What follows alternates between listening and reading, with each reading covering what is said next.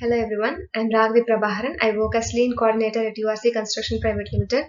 We started our Lean journey in 2013. We have practicing different types of Lean tools such as Last Panel System, Value Stream Mapping, 5S, and Colplace, an effective software tool which was developed by Professor Raghavan, IIT Madras. In this video, we are going to see what Big Room is, how we can start implementing Big Room in our projects, when we can start implementing it, and who are all going to involve in this process. All these topics will be discussed very briefly in the upcoming slides. The first one is Big Room in Last Panel System. Big Room is a collaborative planning room. It is actually the project command center, a place where all the teams' outputs are displayed. It is the place where the stakeholders and participants of the project coordinate together in the same place, to share their information, to communicate with each other, and in order to make decisions, to have brainstorms about their project progress, project status, etc. Big Room is the place for stakeholders to exchange the project level information, and here all these project participants and stakeholders can actively see into the project. Next one is, what is the function of Big Room? As Big Room is a part of Last Panel System, it involves preparing different types of schedules starting from milestone plans, pull sessions, weekly plans and daily plans of the project. The participants can prepare all these plans and sessions in a collaborative manner, so that they come to understand who is responsible for what and exchange information with right people and know who to ask questions for proper answers.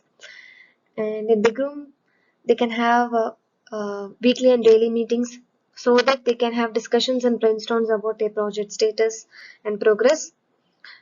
By planning together in the same area, the participants from the different disciplines are able to get high quality interactions. So that is the very first benefit of Big Room, implementing Big Room in project sites.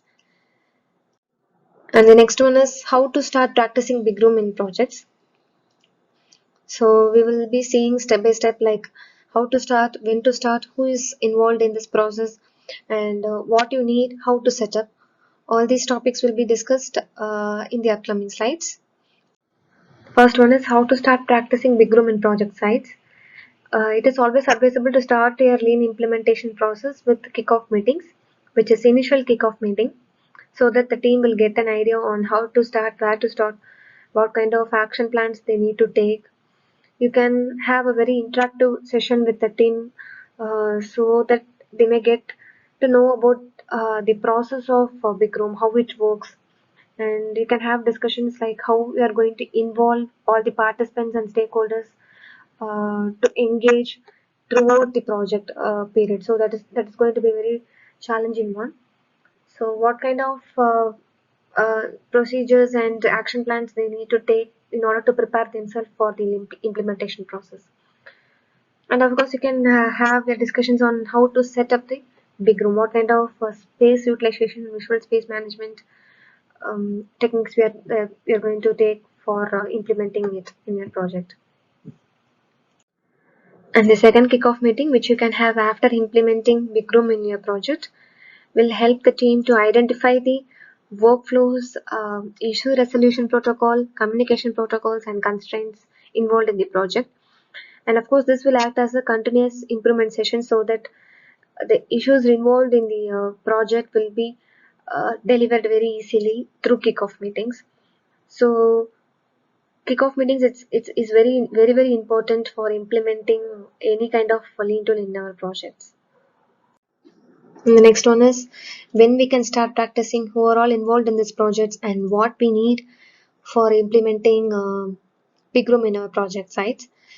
So the first one is we can start practicing or start implementing Big Room as early as possible in the project, so that the outputs of the project can be visualized from the beginning.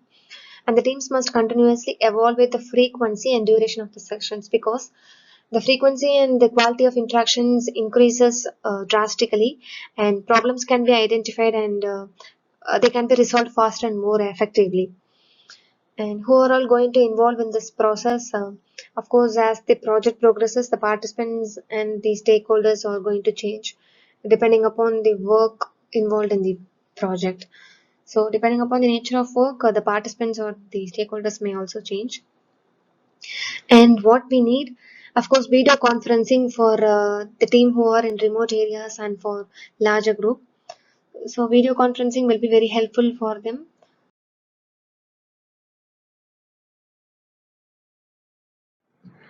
Next one is how to set up a big room. The very first thing which we need is a very configurable room, a large configurable room. And the second one is whiteboards and standard size sticky notes.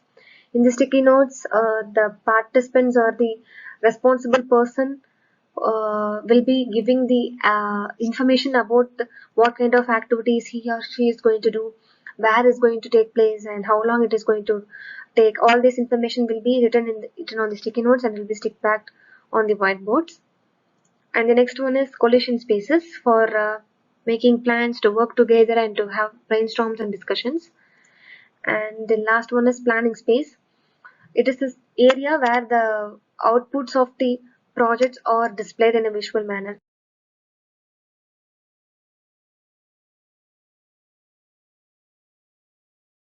The next one is behaviors in big room. What kind of behaviors you should have when we work in big room? The first one is overcoming silos, because some participants may have the silo mentality, so they should break it and be able to share information and work collaboratively with their participants. And the next one is leadership.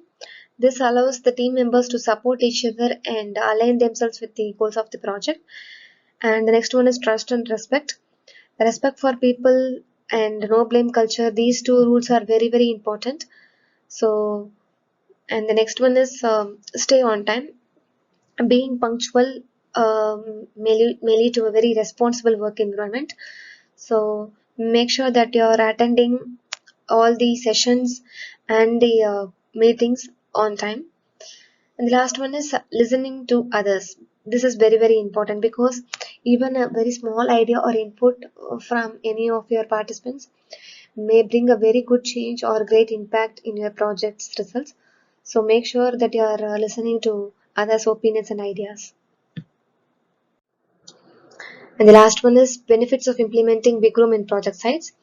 The first one is it will create a very great collaborative workspace, because Big Room helps to encourage people to collaborate with each other, and also it helps to hold the collaborative planning meetings, which contributes to understand the constraints involved in the project, and it helps to reduce the waste and rework of the project. And as a result, it enables continuous flow and improve productivity. The next one is high quality interaction. Um, uh, the participants may come to know or understand who is responsible for what, and this will help the participants as well as the person who work in the big room to get to know about each other, and this will strengthen the relationship between them. And as the interactions increases drastically, the problems can be identified and it can be resolved faster and more effectively. And the next one is it will lead to a very clear decision making, and a very high encouraged and responsible work environment. And the last one is transparent performance matrices, because working in a collaborative and transparent environment focused on improving the flow and reducing the waste. So these are all the benefits involved in implementing big room in project sites. As the proverb says, it's never too late when you start now. So start practicing lean in your project, start practicing big room in your projects, and you will definitely experience a very great difference in your project outcome. Thank you.